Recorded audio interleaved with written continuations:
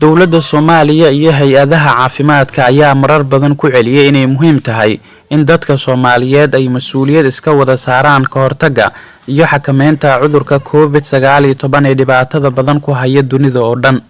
Bildama la soo soomahayay in la ciidaysto waa sharci weey waana fiicanta. Waxaase ku talagalaysaan in ciidan waxa la rabaa guriyeen la joogo. Ciidan inaad leedo tagtid looma baahna, inaad daljirka dahsan tagtid looma baahna, inaad beerihii quruxda badnaa la tagi jireen looma baahna. Cudurka ka khatar badan. At least bala isku dayno maanta inaan isxirxirno gurigeena joogno oo aan ilmaheena la ciyaarno oo aan xaaskeena iyo xaasaskeena la joogno.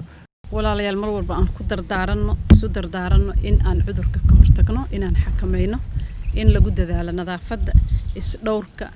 la raaca talooyinka ee takhaatiirta iyo wasaaradda caafimaadka iyo khubarada ay bixiyaan.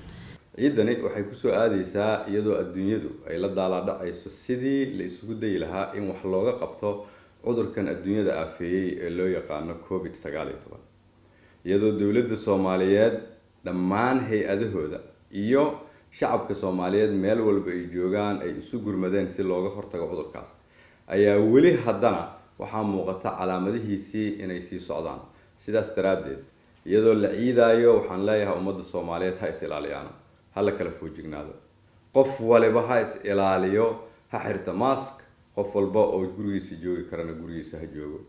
dhammaan mas'uuliyiinta dawladdu waxa ay baaqidooda ku qotamaan qaabkii ay shacabka Soomaaliyeed looga badbaadin lahaa khatarta fayraska corona iyadoo ay taasi jirto ayaa haddana kumanaan dad ah oo ciideysanaya ayaa isugu tagay xarumaha loo tamashlaha tago si maalmaha ciidu ay u damaashadaan. dadka tirada badan ee muuqaalkan ku jira waxa ay badankoodu ay ka safreen Muqdisho waxa ayna ku sugan yihiin xeebta jasiirad taasi oo muujinaysa in si buuxda ay isaga hindhatirayaan talooyinka caafimaad ee looga gaashaamanayo faafidda COVID-19 sida lagu arki karo muuqaalka ma jiro taxaddar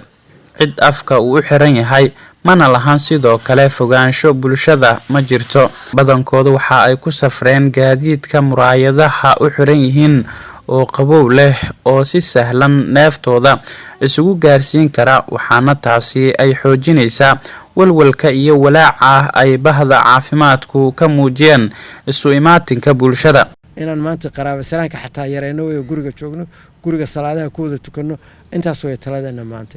waxay taraysaa labadaas maalmood oo aad gurigaaga joogtid intaasoo qof oo kun ay badbaadinaysaa sababta weeye qofka qabaa oo aan calaamada lahayn hadduu dadka dhex galo maxaa dhacaya waxaa dhacaysa inuu qofka kale uu ka warqabin la isna qaadsiyo cudurkii markaas waxa imaan doonta kumayaala isku gudbi doonta hadda walaalayaal aan iska ceeyno maanta kumayaalkaas aan maanta joojino kumayaalkaas ma baahnin inay naga qaadaan cudur. inkastoo ay dawladda Soomaaliya ay sameysay